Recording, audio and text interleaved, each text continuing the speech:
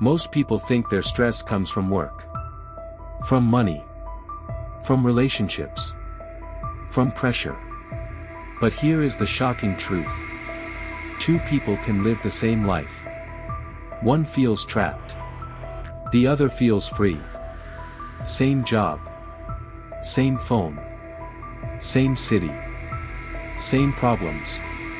The difference is not their circumstances. The difference is their ego. Today, we are not talking about ego as arrogance or confidence. We are talking about ego as the invisible identity you defend every day without realizing it. And by the end of this video, you will understand why so much of your anxiety, frustration, burnout, and emotional exhaustion is not caused by the world outside you. It is caused by the silent pressure to protect who you think you are.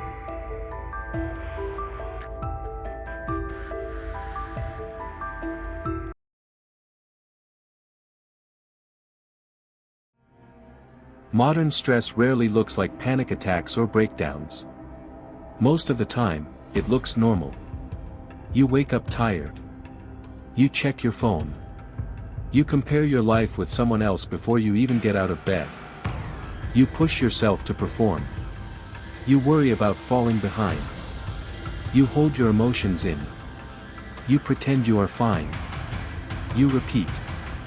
Psychologists today consistently observe rising levels of chronic stress linked to performance pressure, social comparison, identity insecurity, and emotional suppression. These are not dramatic disorders. These are daily mental habits that slowly wear people down. You feel tense even when nothing terrible is happening. You feel exhausted even after resting. You feel restless even when life seems stable. This is not because you are weak. It is because your nervous system is always on guard, trying to protect an image. An image of success. An image of competence. An image of control. An image of being enough. That image is what ancient wisdom called the ego.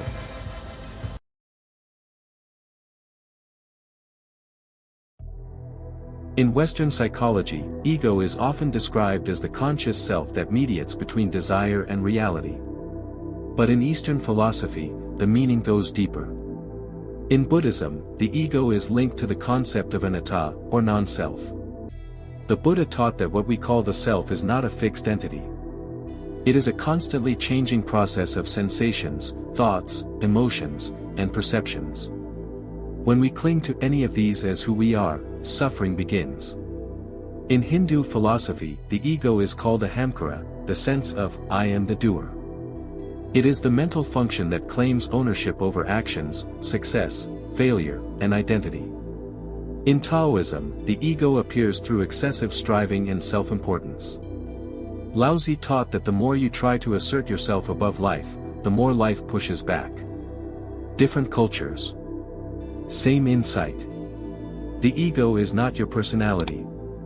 It is your attachment to the idea of who you must be.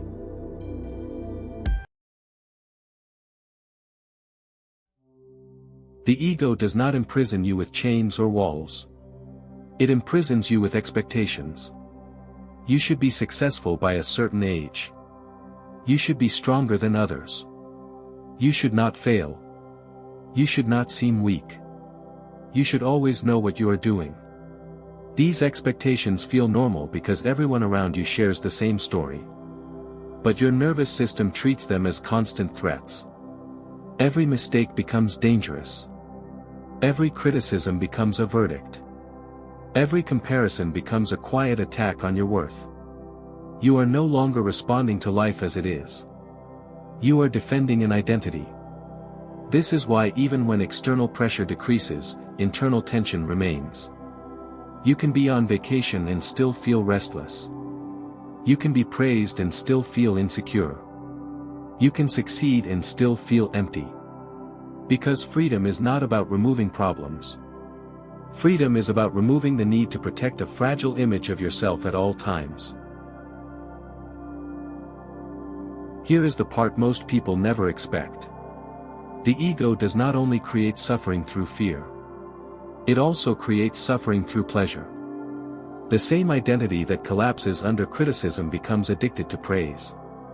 The same craving for safety becomes a craving for recognition. The same fear of failing becomes a hunger to win. And that is why so many people chase success, approval, status, and still feel strangely unsatisfied. It is not because they failed. It is because the ego always wants the next proof.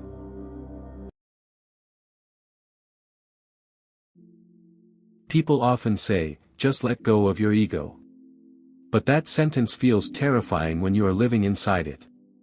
If I stop trying to be special, who am I? If I stop controlling everything, what will happen? If I stop defending myself, will I disappear? These fears are not childish. They are biological. Your brain evolved to protect identity because identity once meant survival in the tribe. Rejection meant death. Belonging meant safety.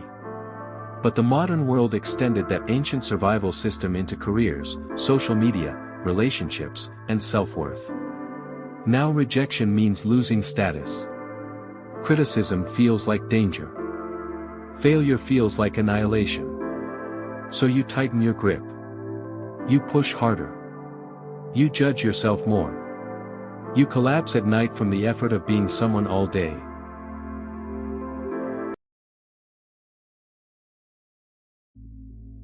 Eastern wisdom does not teach ego death in the dramatic sense. It teaches loosening. In Buddhism, liberation begins not by destroying the self, but by observing it carefully. You notice thoughts arise. You notice emotions shift. You watch the identity form and dissolve. And something changes. You begin to see that you are not your anger. You are not your success. You are not your failure. You are not your social image. You are the awareness that observes these passing experiences. This single shift weakens the grip of the ego automatically.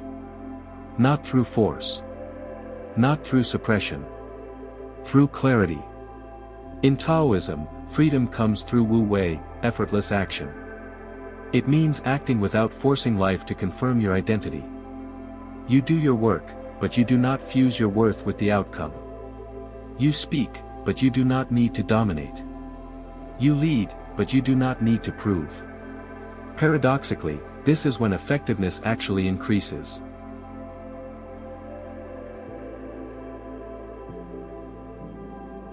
True freedom does not feel like excitement. It feels like lightness. You still have challenges. You still feel emotions. But you are no longer at war with yourself. Criticism stings less.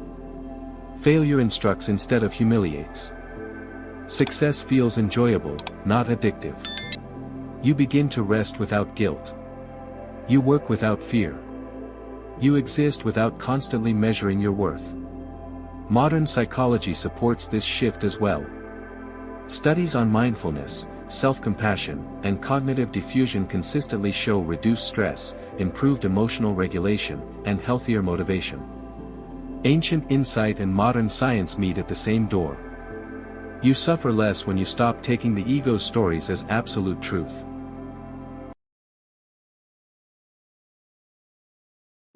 We live inside systems that monetize the ego.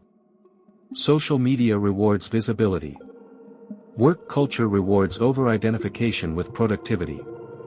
Consumer culture rewards endless comparison. You are trained daily to sharpen your identity, not soften it. To brand yourself. To defend yourself. To prove yourself. So when Eastern philosophy quietly suggests that your deepest tension comes from clinging to who you think you are, it sounds almost offensive. But that is exactly why it works. It does not promise you a better mask. It invites you to loosen the mask entirely.